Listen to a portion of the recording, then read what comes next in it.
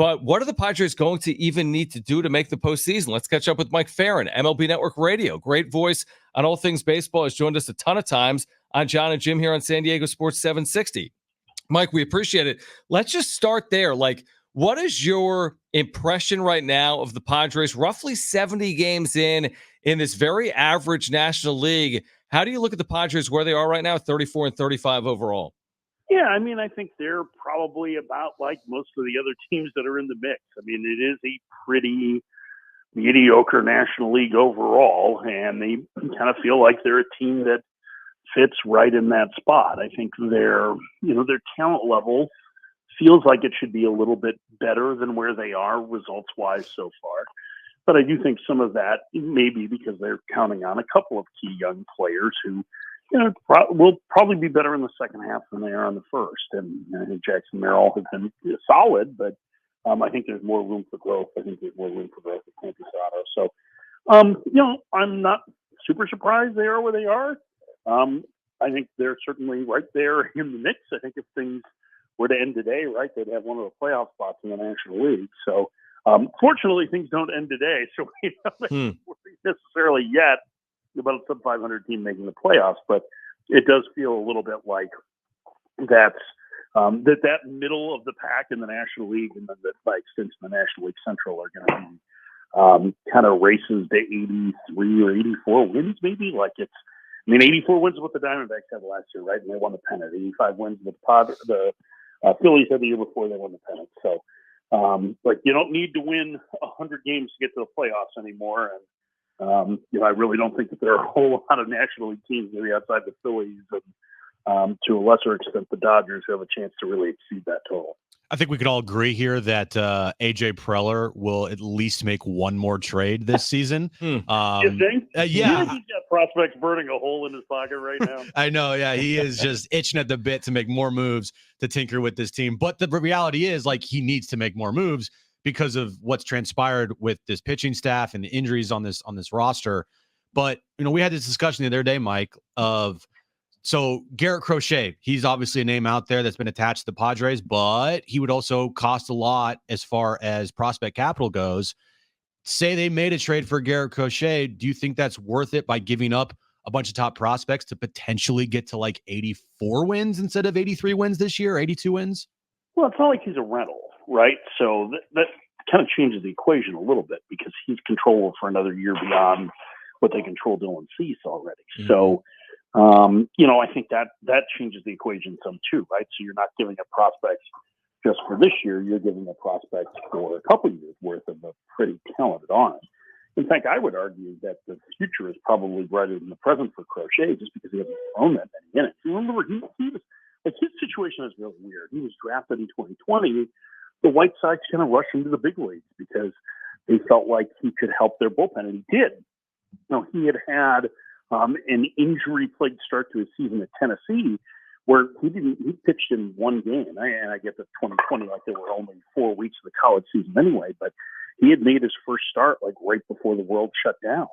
And so he was a guy that didn't have a whole ton of recent pitching experience, and then needed Tommy John surgery, missed more than a year, and pitched out of the bullpen last season. So I don't know how many innings he has this season in him. Right now he's pitching great. I think he's a really intriguing arm to control for several years. So, yeah, I think there's a chance that he can help you this year, but it's not your typical, hey, we're looking to get a starter at the deadline. It's hey, we're looking to get a starter who's a building block. Mike Ferrin with us right now, MLB Network Radio, Jon and Jim, San Diego Sports 760. So, Mike, as you know, Manny's battled injuries, came off an offseason surgery, had a hip flexor. You look up, he's got a 99 OPS plus, so he's been an average hitter this year. He's hit 6 home runs. He typically falls out of bed at that 30 threshold for a season in his career. Are you concerned with Manny? Not necessarily in the long term, like 2025 and beyond, but for the remainder of this year, are you expecting more from Manny Machado or more of the same? Yeah, I think the further he gets away from the surgery, the better he gets. I think we do a really poor job, just as a general industry, right, of understanding guys coming back from injury and how long it can take. And even though they can play, Machado's clearly playing at 90% or 85% of the level that he has in the past. And even though he felt good in spring training, talking to him, that elbow had been bothering him for years. But still a pretty major surgery that he had. And once you get cut on, it takes a while for your body to get back right. So, I think, again, it's one of those things where if he's feeling good as the season goes on, I wouldn't be surprised if the numbers tick up. It has not been a great start power-wise. They really could use his power. And hopefully it comes along. I know he's DHing tonight because he's been dealing with some, other injuries. And so hopefully they're able to get him in the lineup and trending in the right direction, because they really, if they want to get to where they want to go, I don't think they can do it without a productive Manny Machado. As far as most surprising things you've seen this year, Mike, where does Jurickson Profar rank on that list? High. I mean, really high. I mean, listen, as you guys well know, Profar was an extremely highly touted prospect whose shoulder injury derailed his career. It's cool to see. I also don't know that we can necessarily assume that he's going to continue to do this over the course of the season. I mean, he has been a godsend for the Padres, and I hope for his sake that he does.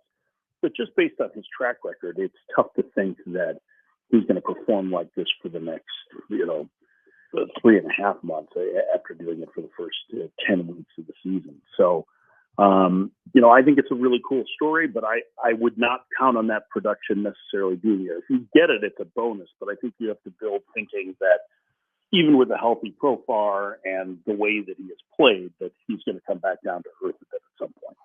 Mike Ferrin, MLB Network Radio, with us right now. Jon and Jim, San Diego Sports 760. Is there anyone that's a pretender in this National League race? I mean, all these teams have bad records, but you got like 8 teams within 3 games of each other, maybe more than that. Mets, Nats, D-backs, Pirates, Cardinals, Giants, Reds, Cubs, Padres.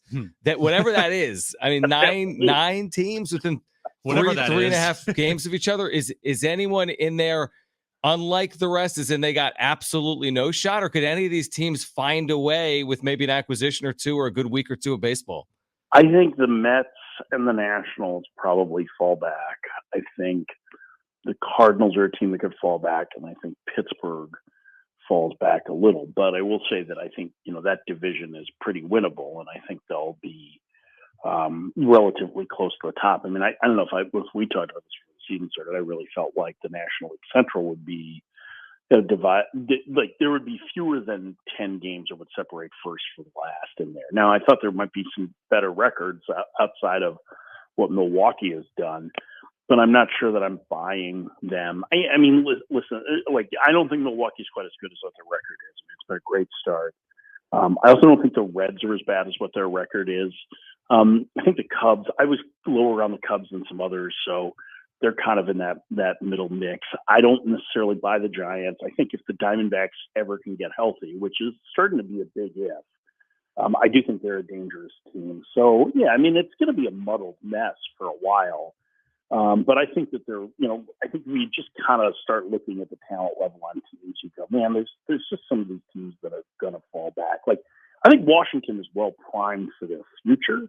I just think it's a little early to view them as legitimate contenders, because I don't think that they're going to end up, even if they call up key prospects, that they're going to end up with the offensive output that they need to really be in contention. I just don't think the Mets are deep enough. I'm not sure that the Giants are offensively like all those teams are ones that you feel like can fall back. The problem is that you start listing off enough of those names and you run out of teams. Right.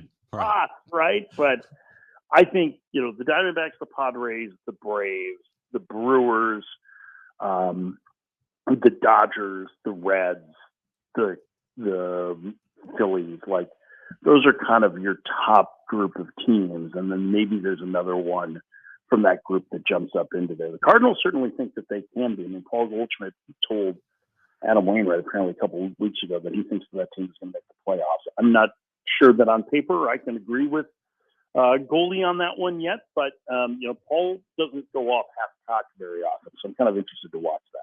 I know we mentioned Garrett Crochet, but is there any other big names out there, Mike, that you suspect to be on the trade market or be moved to the trade deadline this year? Yeah, I mean, I think I think there's a good chance that Miami moves Jazz Chisholm. I think that would be, I mean, I think he's probably bigger name than production. I'm not sure that it's a good fit there right now. I think their window of contention is probably a couple of years away. He'll be close to free agency at it. I think some of the behind the scenes stuff that even he revealed about his relationship like Miguel Rojas and that has kind of carried over a little bit. I think Jazz is a good dude, a good kid. I don't know that his teammates have always been aligned with him, but I think he's a guy that if you put into a winning situation could probably have some success. So I think he's a guy that will be a focus at the trade deadline, but I don't know if he's, I don't know. Do you consider him a big name? I mean, he was on the cover of the show. Yeah, I think so. Is there like a borderline all-star that you think would be on the move? Like Jesus Luzardo, could he be on the move? Even though he struggled?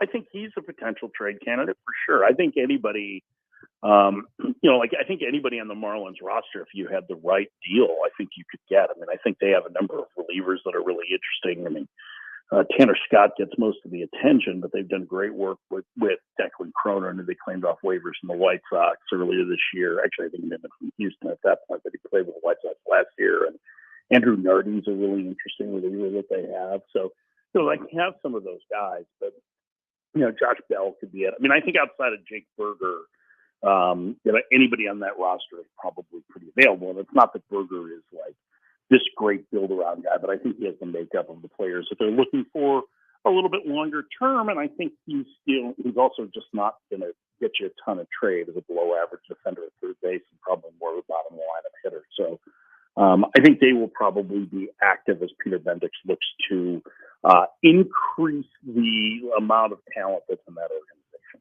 And I know we mentioned like almost every team in the National League is being in it right now, but with 2 months to go until that trade deadline, the team, you mentioned the Mets, like, you think they're going to fall off. Like, is Pete Alonso a candidate to potentially be traded or talked about if the Mets do indeed kind of fall off here? Yeah, I think he's a candidate to talk about. I mean, I'm still pretty skeptical that they end up moving him if they want to extend him. Now, listen, there's some stuff in Pete's batted ball data that makes you wonder if signing him to an extension makes sense long term. But, he's obviously a masher that you don't normally see, available at the deadline. I mean, I think by the same token, like you could see, somebody like a Matt Chapman to be available if the Giants fell out of it, right? So, like, I think there's a number of guys that kind of fit that profile, and the cost of acquisition for bats tends to be cheaper than it does for pitching, unless you're, trading for Juan Soto, right? Like that's good when you've got 3.5 years of control on a guy, or 2.5 years of control. Like, it's a different story. I mean, I think that's the issue with like the White Sox and Luis Robert. It probably makes more sense for them to trade him this winter when everybody's involved, as opposed to just the teams that are in the market right now. So, I think there's some names on those teams that can move, but I'm highly skeptical that the biggest ones are going to move. Like, I'm sure that the Mets would love somebody to take Jeff McNeil. If you're interested in Jeff McNeil, maybe that would be a guy, and probably easier to acquire than Pete Alonso. But we'll see. I think we're a month away from those names really presenting themselves, and that's part of what makes this difficult right now. Right, is because of the muddled middle. Everybody still feels like they have a chance, and I don't know if this is going to be like, say, when Detroit pulled the plug. What was that, 2016 or 2015? I guess it's 2015, when Dave Dombrowski, at the last minute ended up trading David Price and made a bunch of deadline deals, right? Like, that's probably what we're heading for with a couple of teams. But, there's certainly going to be some good players that are available that will reshape some of the rosters for teams 4, 5, 6, and 7 in the National League. AJ Preller will be calling and listening, I'm sure, to trade proposals over the next 7 weeks. Mike Ferrin. I wouldn't be surprised if you tried to call AJ right now if you just heard that call waiting beep. Yeah. Right? Yeah. His phone bill has to be through the roof. Yeah, hopefully he gets paid back for it. I have a feeling he does. Mike Ferrin, MLB Network Radio. Mike, we always appreciate your time. We look forward to doing it again once we get into the summer months, and thanks for hopping on. Yeah, no problem, guys. Take care. All right, great stuff. Mike Ferrin, MLB Network Radio. We can react to that.